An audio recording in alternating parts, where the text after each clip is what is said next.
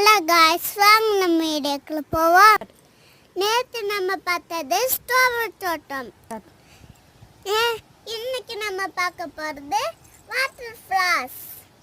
அதுவும் நம்ம ஒரு வாட்டர் ஃபால்ஸ். இந்த வாட்டர் ஃபால்ஸ் தண்ணி தான் நம்ம விவசாயத்துக்கு யூஸ் பண்ணுறோம். இந்த மாதிரி அழகான வாட்டர் ஃபால்ஸை நீங்கள் பார்த்துட்டு இருக்கீங்களா? இந்த மாதிரி